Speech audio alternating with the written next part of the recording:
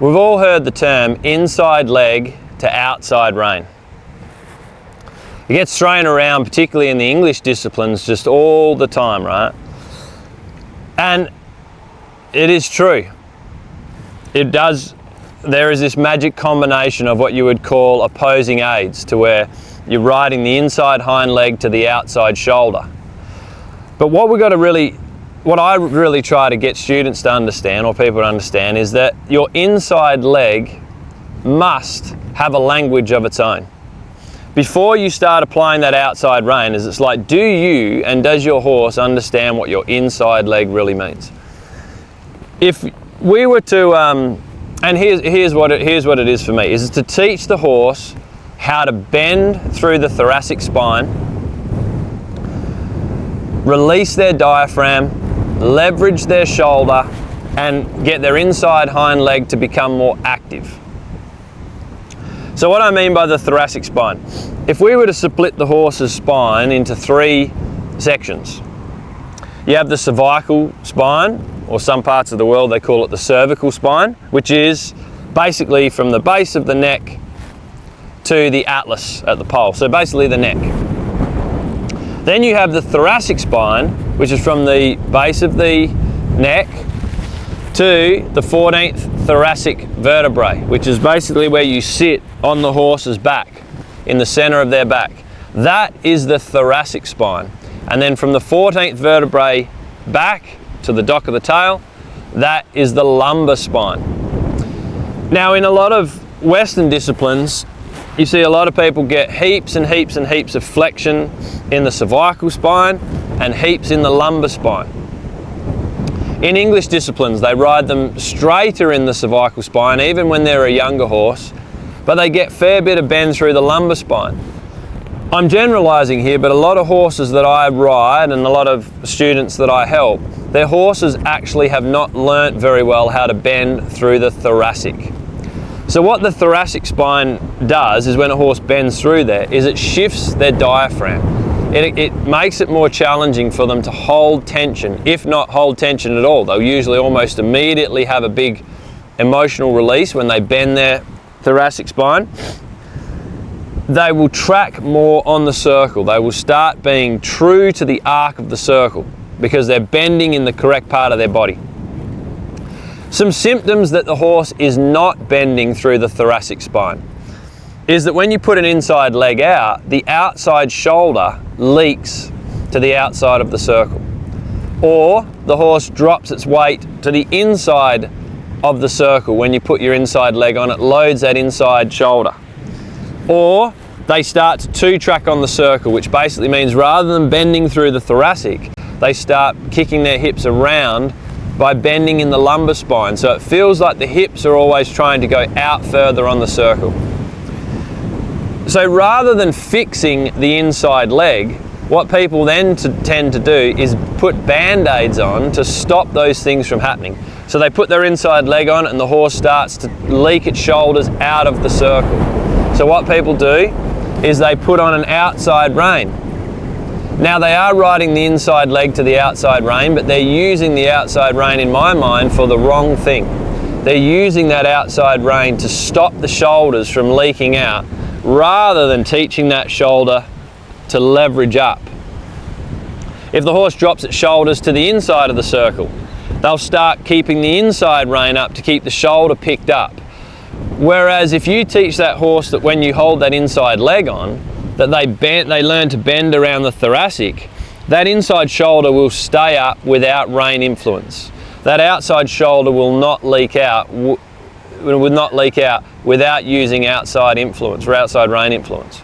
And the hip will start to stay out, will stop staying out, and you won't have to use your outside leg as a band-aid for the hip drifting out when you put your inside leg on, okay? So what I'm getting at is you have to maintain a good steady inside leg until your horse understands exactly the combination of movement that you need before you release it, okay? So I'm going to keep this little video very basic, very simple, in the sense of I'm not going to be doing too much moving about. But what I'm going to do is I'm going to ride along. I'm going to sit nice and centered over the middle of my horse. And I'm going to turn my toes out, turn my inside toe out. The more I turn my inside toe out and make contact either with my calf or my spur, the more the horse should bend through the thoracic. Not leg yield over, not over flex their head and neck, but bend through the thoracic. So the reason I'm using this horse here is because he does not do this. I'm trying to teach this horse how to have more bend through the thoracic. So straight away, when I added more leg, he leant towards my inside leg. So his understanding of the inside leg is kind of lean into it. Then I pushed on him a bit harder with my inside leg to tell him not to lean on it, and he started to trot. So his comprehension of the inside leg is a little bit confused. He doesn't know whether I want him to quicken, whether I want him to move out of the circle, move in on the circle, or just bend. So just there, I don't know if you guys saw, but he just all of a sudden, he started to lower his head and neck. So there he's blowing out. And I'm hoping that you can hear that on the camera. But all that happened just then is I kept that inside leg on, and I'm pushing the brace out of him. So if a horse has got brace in the body, they don't have any pulling in their language. In horse language, they use all push with each other. So when I get brace in the rib cage and in the thoracic, I'm trying to push it out with my leg rather than pull it out with my rein. If he trots, I add a little half halt or a check with the rein, and then I release the rein again. And the reason I'm riding on a loose rein is because I'm trying to test what is going on with my inside leg without outside rein influence. So we've done one circle, and in that last circle, I've done more than one circle, but in that last circle, he fell in, he moved his shoulders out, he felt like he was going to speed up, and none of yet is what he's done, there he goes, have I felt like he's actually released and bent through the thoracic.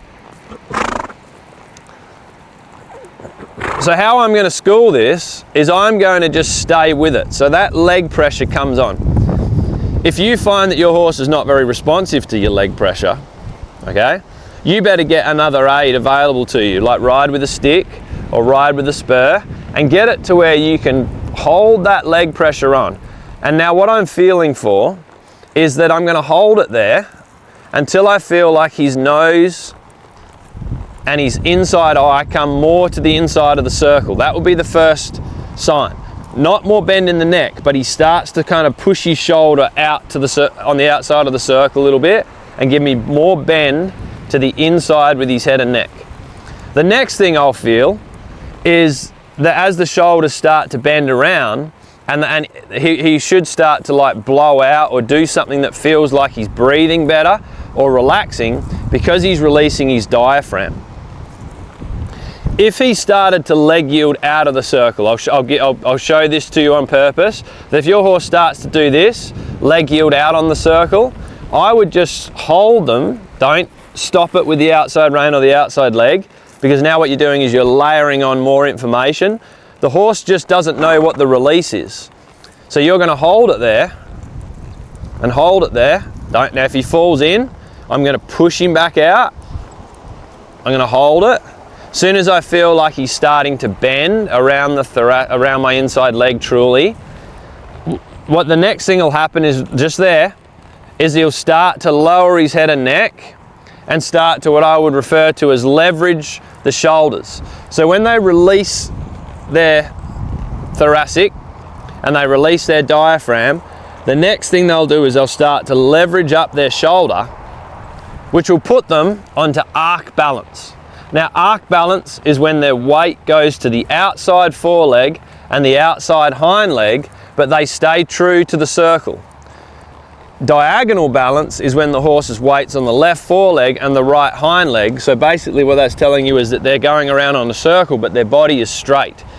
Anytime you feel that inside shoulder, anytime you feel that inside shoulder drop down, fall in, they're fallen onto diagonal balance. So what I'm going to do is I'm going to hold this horse with my inside leg until I feel like he starts, like the quality of his walk is starting to get better because he's bending more true. and his ribs are freeing up, his inside leg is starting to become more active. He's releasing more tension. His shoulders are starting to leverage. He's starting to bend more around my inside leg and maintain arc balance. When I feel that, I'm going to soften off my leg. Now, as soon as I took my leg off, he fell to the inside of the circle, which means that as soon as I took my leg off, his instincts went back to diagonal balance. He went back to falling in. So I'm going to push this over.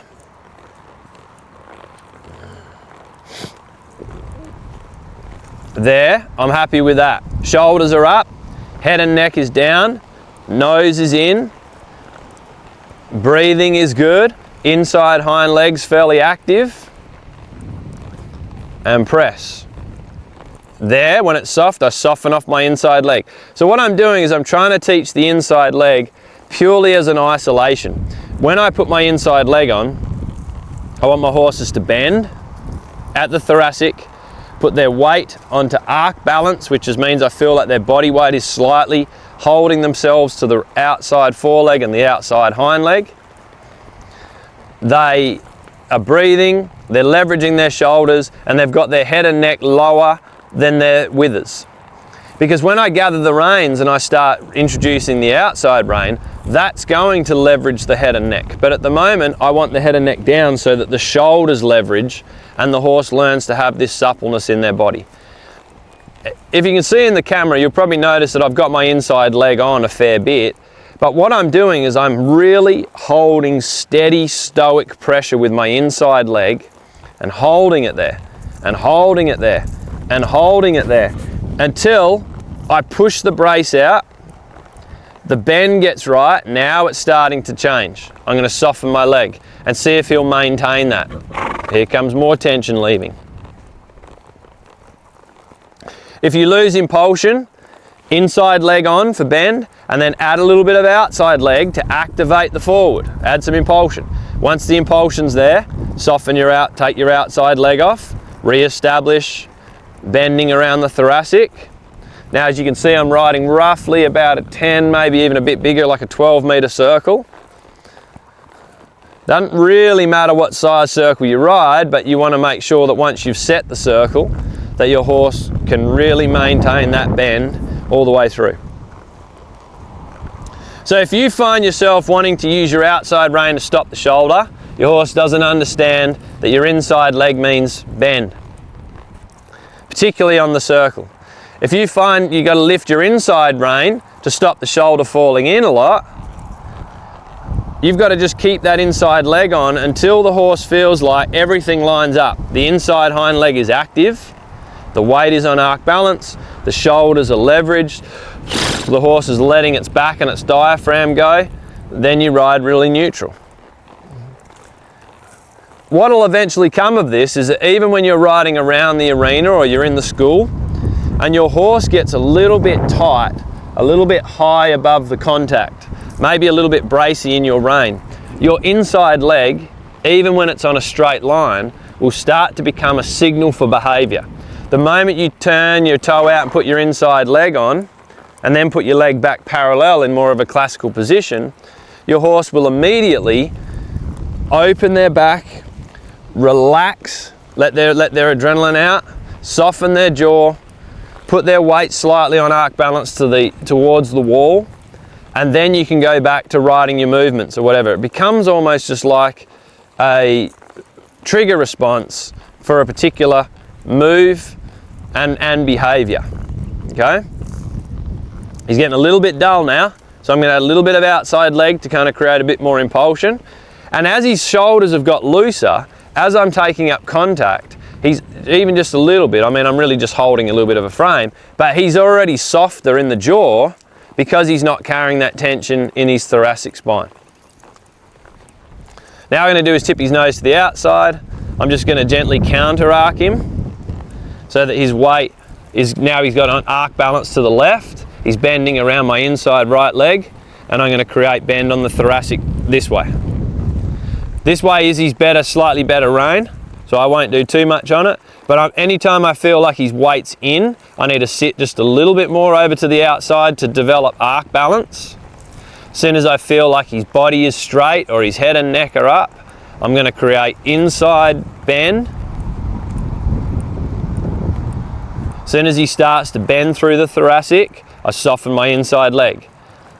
So if you feel resistance in the horse's face, like in your rein, in their ribs, what you need to do is slowly need to keep pushing, adding inside leg. You may even need to take your stick and tap and tap and tap and slowly build rhythm. And as soon as your horse offers to release their back and bend around your inside leg, you're going to soften your leg. He's a little bit straight this way. I mean, he started off straight the other way and I managed to kind of soften it. If he wants to fall in, just sit over to the outside so they chase your weight back out onto the circle. Soften your inside leg. Push the brace out. Now right there, I added more push with my leg, and because he was bracing, he stayed straight, there he goes, and he accelerated into the trot. When I add more leg, more inside leg, I want more bend. I don't want your leg yield, or I don't want him to quicken. My intent with my leg is that when I add more leg, I want more bend in the thoracic. Now if I added inside leg and then I sat and I put weight into my left stirrup and I sat over to the left, now I'm instigating a leg yield off the circle. But if I sit straight over his backbone and just apply inside leg for bend, there we go. Now he's a little straight still on this side. He's not, he just softened a bit there, he just softened again. There he just softened again. I can just start feeling now like he's, through the consistency of the leg just staying there, he's got to work out what's going to get it to go away. Okay? And when he starts to bend and stay on outside arc balance, which is the weights on his left fore and his left hind, then I soften the leg, he'll start to hold that bend better. For me, this is the basis for everything I'm going to build with my riding. If I can bend that thoracic spine, I can pick the shoulders up into whatever lead that I want. I can swing the shoulders from right to left to change leads. I can set the shoulders out of the way to stop and do a turnaround for my cow horse moves. If they're bending through there, the horse will be available. If they're not bending through there, they'll only be available to the rein. You have to stop the shoulder leaking out, pick the inside shoulder up. These are all symptoms that the horse is just not bending enough around your inside leg at the thoracic spine.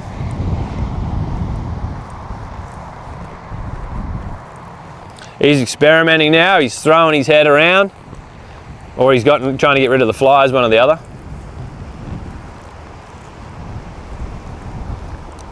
Let's come to a stop for a sec. Let him process. There's plenty more to this in the sense of what we can build in terms of speed, where we would do it at the trot and at the canter. But before we introduce our inside rein, does your horse understand your inside leg? Okay? Have you explained it to him that this is the basis of your language? And if they haven't got an understanding of the inside leg, you're going to be using your reins as a band-aid to fix the lack of bend through the thoracic spine, okay? This horse still got a fair way to go with this. It's something that I'll build with him over the course of the next few weeks, so that when I'm galloping after a cow and I tip his nose in and he bends his shoulders around, that I can make a beautiful arc in balance around the stock. Or if you're landing over a jump, that your horse learns to bend around the thoracic, around your inside leg to pick up the new line, rather than hitting the ground, leaning towards the new jump and having to use an outside rein to prevent those horses from tanking into the new line. It's just think of like this: if you were driving your vehicle through a paddock in the middle of winter where it's all boggy and wet, and you've got your steering wheel turned hard to the left, that's your cervical spine. That's your that's you bending the head and neck. But if the shoulders, if the body stays straight, like if you've got your tires tilted like this and your car is sliding in a straight line in the mud, even though you've got the steering wheel locked hard down, it's because the chassis system is still straight and there's no traction with the tyre. So when you feel horses leaking their shoulder out or dropping their shoulder in, if you're bending the head and neck, you're just turning the steering wheel, but the body is still travelling straight. So you're having to use other aids to support that, to stop the horse basically from putting its body into those positions. If a horse truly bends around your inside leg and they start to really bend through the thoracic, a lot will start to change for you. The shoulders will leverage, the weight will stay to the outside, the bend will be more true, and the horse will start to release emotionally when it feels that pressure, and it'll set you up then for leveraging the head and neck using the reins and the outside rein in particular, and hopefully it'll all tie together. So hopefully this little video helped you chase that feeling that you're looking for, put a lot of value on your inside leg, go out there and hold it until your horse truly makes that change and release when he starts to uncover the combination lock. If you're interested in more information around some of the topics that you see me cover here on YouTube, please visit www.horsemansblueprint.com.au for more information.